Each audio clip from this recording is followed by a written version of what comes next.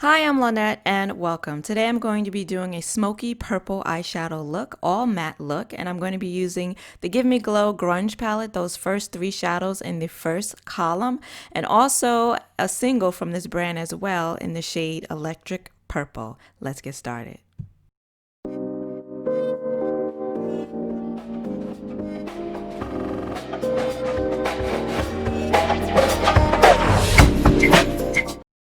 I'm starting off with the P. Louise base in the shade Rumour 3, and I'm going to blend that all over the eye from the brow all the way down to the lash line using my, what brush is this? Real Techniques Deluxe Crease Brush. Now, I was going to call this video, I was going to title it Easy Peasy Smoky Purple Eyeshadow Look, but it didn't turn out easy. A little peasy, but definitely not easy. You'll see what I mean in a minute. Going into my NYX single, Blame It on Midnight, and I'm going to set that base that I just laid down using a fluffy eyeshadow brush, and I'm just going to set it from brow to crease. Now I'm taking the Give Me Glow single in the color Electric Purple, which is so pretty. It's more like a lavender lilac type shade, really pretty.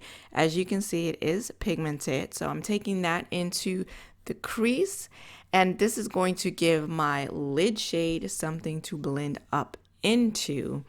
And I'm going to be working with lighter to darker. Really, I had only planned on using two eyeshadows for this look, but yeah, things changed and I had to work with it, which you will see. I'm going to be working, all of these shadows today are matte pressed pigments, and you'll see why I don't particularly enjoy working with pressed pigments.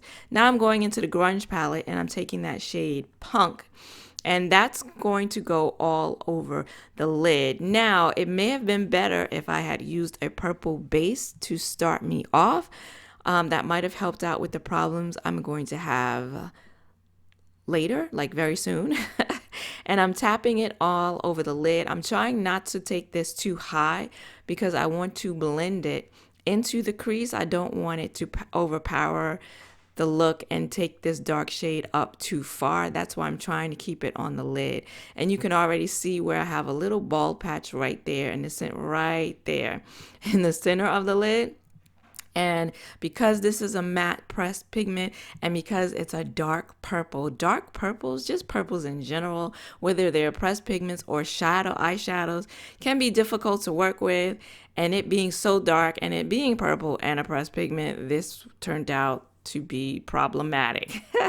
So here it is. I'm continuing to try to get this shade to stick. It is not adhering onto the lid, not in the way that I want for sure, and you'll see going forward this problem is going to continue. So I changed my brush now and I'm going to blend it up into the crease. You will see with all that blending, that eyeshadow on the lid is going to blend away, fall away, and I'll get back to that time and time again.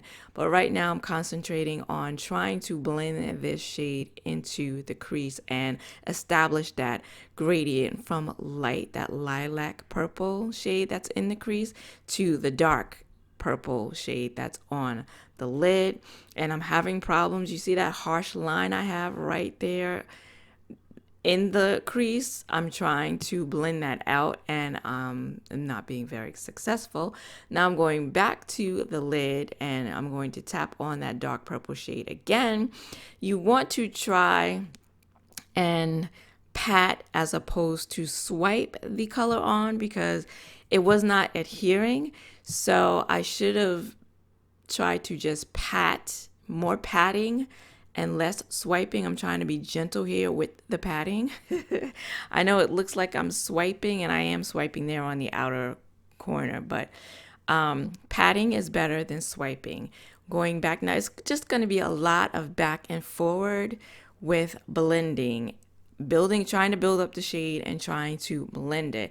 And I love to do monochromatic matte eyeshadow looks. I love to do all matte eyeshadow looks, but I find them to be the most time consuming because of the need to blend and to make sure that the blend between the two matte shades is seamless, that I don't have any harsh lines in between. You when you're using a shimmer shade on the lid, like people cut their creases, so a line, pronounced delineation between the shimmer shade and the matte shade in the crease, that's a look that a lot of people are going for. But in an all matte eyeshadow look, that's usually not a look you're going for. So back and forth, here we go again, trying to tap this color. And again, I should have done more tapping. Now, I could have used the base. I could have gone in with some more base on top of the lid and then added more shadow, to see if, now that I had a sticky base, that might have helped, but I didn't do that. I'm going back in with the original lilac shade to attempt to blend. Once again, want to make sure I'm getting this gradient that I'm going for and just trying to blend out that harsh dark purple line that I have in the crease. So a lot of rigorous, aggressive blending at this point. And that's where the base, having a base shade on my lid would have helped, because when that pigment on the lid fell away, then I at least would have had a base on there. So going forward, when you're working with dark colors like this, especially dark purple pressed pigments on the lid, it would help, and it would have helped for me to have a sticky base to work with. That's why I didn't set my lid. I only set my base from the brow to the crease, because I wanted that base to still be somewhat tacky when I went in with that dark purple shade. And back in, just trying to blend using that lilac shade, trying to blend. And you can see that I am creating a gradient and that line is blending away. And then back in once again with that dark shade, I was not giving up. Not on this eye anyway. You'll see the other eye was a hot mess, but but see, I should have been tapping, not swiping. Now I'm going back into the Grunge palette and I'm taking that shade Bonehead, and that's a really, really light beige shade. Not exactly white, but close. A bone shade. And I'm going to use that as my underbrow highlight, my brow bone highlight, but I'm also using it to blend into that lilac shade that's in the crease, because we want all of the shadows that we use on our eye to blend seamlessly together. And you can see I do have a little gradient going in the crease with that lilac shade. So, but it just took a lot of work, as most of my looks do. Now I'm going in with the NYX Jumbo eye pencil. This is in the color Purple Velvet. And I'm just tight lining with this pencil. And this, I could have certainly used that as a base on my lid to try to help that dark matte shade adhere. Now I'm going back into the palette and I'm taking the shade Grunge. And I just was not happy with how it looked, how this look was turning out. So I went in with this color to try to help again with that blend. And it didn't really do much. It did add a little added dimension to the look, but it didn't really help with what it is I wanted it to do, which was kind of blend out, make a more seamless blend in between that crease shade and that lid shade. And this just kind of made a darker line. But, it did add another dimension. This color did add a little more dimension to the look. But yeah, so I'm just, again, aggressively blending. And as you can see, I'm going to have to go back in with that lid shade because I can see that naked, shallow spot there. The bane of my existence with this look. And I kept in a lot of the blending because I wanted you to get a real idea in real time of how long it took to blend out this eyeshadow look. And now the final tap onto the lid, and this time I'm really just tapping that purple on the lid to get rid of that little bare shallow spot there where the shade didn't adhere.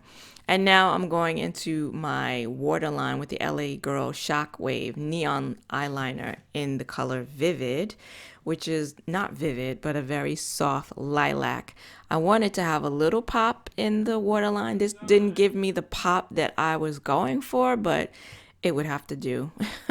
And now I'm just taking that dark matte shade and I'm placing it onto the lower lash line. And as you can see, not having any problems with it, using it in this way on the lower lash line. Not having the same problem that I was having with it on the lid. And without a sticky base or a tacky primer underneath. But yeah, sometimes that's just how it be. It just bees like that. So I'm taking this because I wanted this look to be smoky.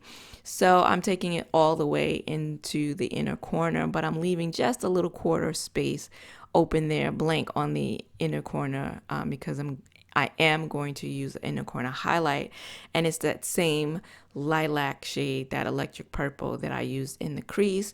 Again, I wanted to keep this look all matte, and I thought this light lilac shade in the inner corner would give me a nice little pop without having to use any shimmer. And this is the final look. This eye right here, not very good. I could have added some more shadow, but my filming eye turned out to be okay. It was a lot of work though. No lashes and no liner. If you like this look or got any value from this video, then please give this video a like and consider subscribing, because I do makeup tutorials, hauls, swatches, and reviews here on my channel every Saturday.